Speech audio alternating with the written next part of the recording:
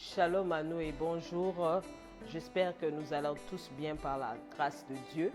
Aujourd'hui, nous sommes dans notre deuxième enseignement ou exhortation plutôt sur la semaine de la Pentecôte. Et aujourd'hui, nous avons un thème qui est les diversités de dons plutôt. Les diversités de dons. Et nous sommes dans le premier livre de Corinthiens, ou bien les premières lettres aux Corinthiens, du chapitre 12, le verset 4 à 12 ou 11. Il dit ceci: oui, il y a de dons différents, mais c'est le même esprit qui le donne. Il y a de façons de servir différentes, mais on sert le même Seigneur. Il y a des activités différentes, mais c'est le même Dieu qui le produit tout en tous. Chacun reçoit le don de montrer la puissance de l'Esprit Saint, et c'est là pour le bien de tous. L'un reçoit de l'Esprit le don de parler avec sagesse, l'autre reçoit du même esprit le don de faire connaître Dieu. Un autre reçoit de ce même esprit le don d'une foi très solide. Un autre reçoit de cet unique esprit le don de guérir les malades. 10. Un autre peut faire des actions extraordinaires plutôt.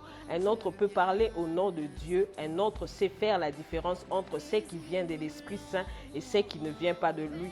Un autre peut parler en de langues inconnues. Un autre peut le traduire. Mais tout cela, c'est le seul plutôt et même Esprit Saint qui le rend possible.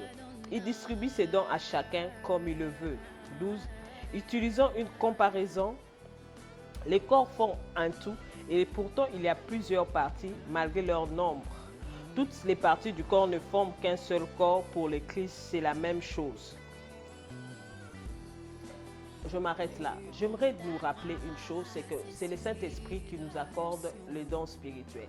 Certes, le Christ nous fait part à la vie éternelle, nous donne part à la vie éternelle, mais il nous donne aussi part à la personne du Saint-Esprit en nous. Et le Saint-Esprit en nous, qu'est-ce qu'il fait? Il vient pour nous équiper, il vient pour nous accompagner durant notre marche sur cette terre, durant notre mission sur cette terre, avec le don spirituel qui sont les diverses manifestations du Saint-Esprit en notre esprit et au travers de nous, afin non seulement de exhorter ou encore de gagner plusieurs âmes à Christ. Comme je l'avais dit dernièrement, le Saint-Esprit, lorsqu'il travaille en nous, c'est pas pour épater un autre chrétien, c'est pas pour épater un autre fils du royaume. Non, c'est plus pour édifier, certes, ceux du royaume, mais aussi ceux qui n'ont pas encore donné leur vie au Seigneur. Donc le Saint-Esprit aussi au travers de nous, au travers de ces diverses manifestations, il vient afin d'évangéliser au travers du surnaturel, au travers de lui. Je prends un exemple, une personne qui est très malade et tu ne vas pas le parler de l'amour, seulement de l'amour de Christ et puis le laisser dans sa maladie. Mais lorsque tu parles de l'amour de Christ et de l'œuvre de la croix et que tu as le Dieu au travers de toi, utilise le don de guérison et tu arrives à guérir la personne parce que c'est ce que le Saint-Esprit fera. C'est à ce moment-là que tu gagnes non seulement la personne à Christ, mais aussi sa foi est boostée par l'œuvre que tu viens de faire. C'est comme ça que j'aimerais aussi rappeler une chose à toutes les personnes qui me suivent, c'est que les dons spirituels, le Saint-Esprit, comme il est dit, a été donné à chacun d'entre nous selon que le Saint-Esprit, les dons plutôt spirituels, a été donné à chacun d'entre nous selon que l'Esprit Saint l'a voulu. En d'autres termes, ça veut dire quoi? Ça veut dire que si aujourd'hui, il y a ton frère qui manifeste la prophétie, mais peut-être toi, Dieu t'a donné le don de guérison. Dieu t'a donné la parole de sagesse, la parole de connaissance. Ne va pas chercher à entrer en guerre avec cette personne en enviant ce qu'il a reçu de Dieu. Certes, il y a l'apôtre Paul dit, aspirez au don, mais aspirez au don le meilleur. Les dons viennent répondre à un besoin imminent de l'Église. Tandis que le caractère qui est le fruit de l'esprit, qui est le caractère de la personne de Christ en nous, c'est un caractère que nous devons travailler quotidiennement chaque jour. Le don spirituel a pour but non seulement de nous équiper, non seulement de nous rendre forts contre les ruses et les attaques du diable, mais elle nous permet aussi de gagner les âmes au Seigneur. Une personne qui est dans l'évangélisation et qui a le prophétique avec lui, pourra par soit parole de connaissance, soit par prophétie, à donner des arguments à une personne qui est en train encore de ralentir sa marche vers le Seigneur, ou encore le faire comprendre quelles sont les choses qui font qu'il n'arrive pas à sortir de tout ce que lui il appelle peut-être mal ou tracas. J'aimerais aussi rappeler à tout un chacun d'entre nous que nous ne devons pas être de ceux qui envient l'autre. Cherche à connaître quel est le don que Dieu t'a donné. Quand tu la connais, cherche à travailler ce don. Il est capable que tu puisses exercer tous les 9 dons. Mais au-delà de les exercer, comme je le disais, c'est pour répondre à un moment précis, là où il y a une crise, au travers du corps de Christ, qui peut être un corps physique, ou encore les baptismes, ou encore tout l'église corps de Christ.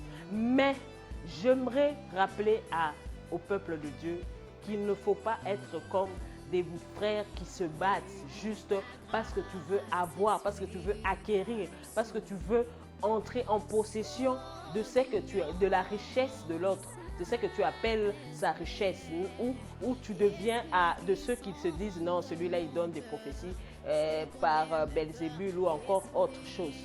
Je te demanderai, recherche.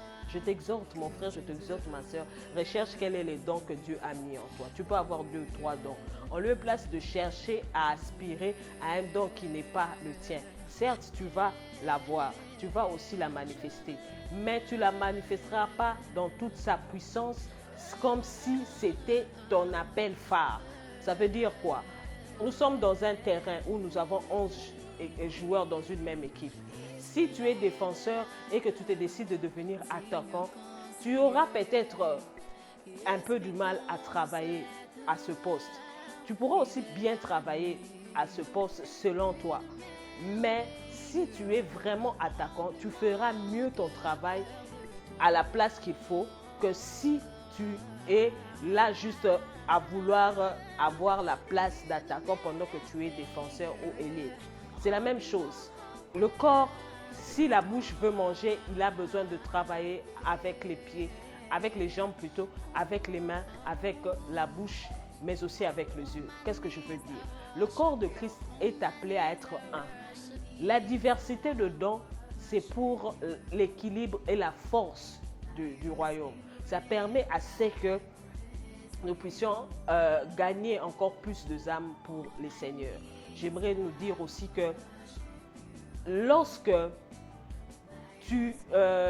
par exemple tu es ne pas prophète et que tu as un ministère et que tu veux parler du prophétique, tu veux avoir à faire de diverses manifestations dans ce sens-là, tu peux certes prier et que Dieu te le donne, de la corde et que tu le fais, mais ce n'est pas aussi une honte, ce n'est pas aussi un gêne d'aller vers ceux qui ont reçu ce mandat, ceux qui ont reçu cette tunique afin de venir travailler. Nous sommes appelés à travailler en équipe jusqu'à là que Dieu nous bénisse. J'aimerais vraiment réconforter que la jalousie, la haine, l'esprit de guerre entre deux personnes, entre des personnes cesse. Nous sommes enfants de Dieu, nous devons travailler avec l'amour, l'unité et la complémentarité. Que Dieu nous bénisse.